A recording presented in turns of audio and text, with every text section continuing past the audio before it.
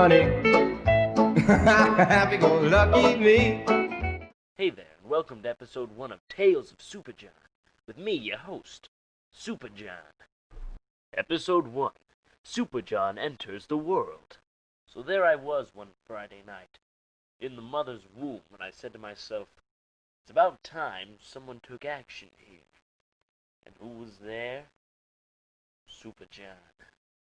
I asked, who would be most eligible to punch himself out of the womb? Well, the answer was simple and clear at the time. Me. So at this point, I took the liberty to make a crevasse with my fist out of the birth canal. Right before my eyes lay a gaping hole. Creativity and imagination. At this point, I looked the entire people of the world in the eye and said in a loud, thundering voice, prepare for a new age of Superjon and possibly communism. To say the least, I was proud of my revolutionary decree and decided to move on to greater things. I fell in love at age 6. She was a great gal. She'd always feed me when I was hungry and quench my thirst when I was of the needing of water. How I miss her. Oh, the fire was so large, I vividly remember holding her steaming, decapitated head as it frothed at the mouth in my arms. Oh.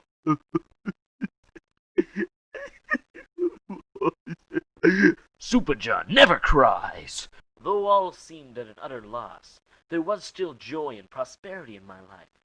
And that joy and prosperity was named Samuel. So I killed him by slitting his throat with the ace of spades. Now reverting back to more pressing matters. Now at around 7 a.m. on a beautiful Sunday morning that had not yet experienced the wrath of my vengeance, I decided to take a walk in the woods. The woods make Superjon happy. Very happy. So I burnt them down by breathing fire on them. At that particular moment in time, I saw some lights coming from the sky. I thought, what the hell are those lights doing in the sky? Suddenly a UFO landed. Right now, I will try to explain to you feeble-minded fools what the spacecraft landing looked like. Watch closely. I'll only do this once.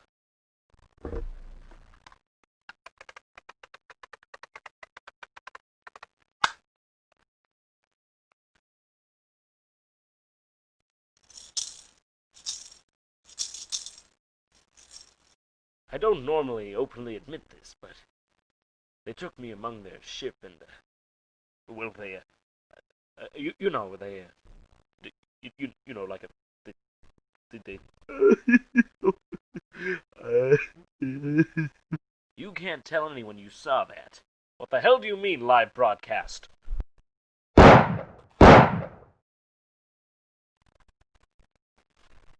Excuse me.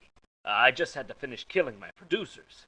It seemed that my adventures were coming to a close, except for the fact that they weren't. At the swift and able age of 8 years old, I was already off to college.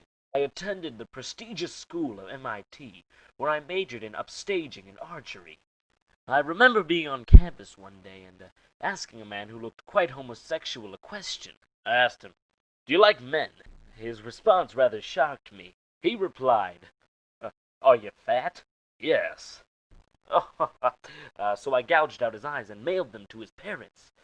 He never questioned me again, mainly because he was dead. I had a dog. His name was Zeke. I named him after a famous pilot. Zeke used to shit ice cubes. Wonder why. So because of that, I took Zeke to the veterinarian. The veterinarian was a foxy, attractive young lady with blonde hair and thighs the size of tree trunks. I fell in love. That's right. Superjon in love. Love. Love and Superjon. Two things that just don't mix. You know, like pure sodium and water. Sure, I was bleeding inside from the chemical reaction, but it was nothing compared to the pain of the thought that I could live a life without that woman. So, when she wasn't looking, I injected her with poison. Well, folks, that's all we have time for today. Make sure to tune in for episode 2, when Superjon fights the Nazis. Yes, honey. Happy-go-lucky me. Happy-go-lucky me.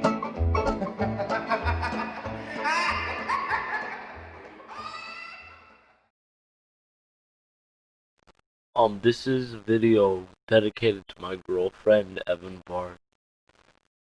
I just wanted to, acknowledge the love I have for my girlfriend, Evan Barth.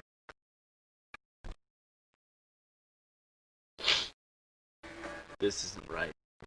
This isn't right at all. I'm sorry, my girlfriend, Evan Barth. Just hold on a minute. There we go. Wait. I'm humiliated by my weakness. Evan. But Evan, I can change. I'll prove to you. I can genuine. Love.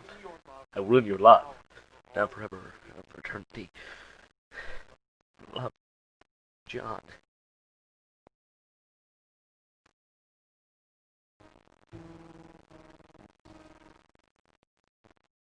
Evan. Oh, this isn't when it starts.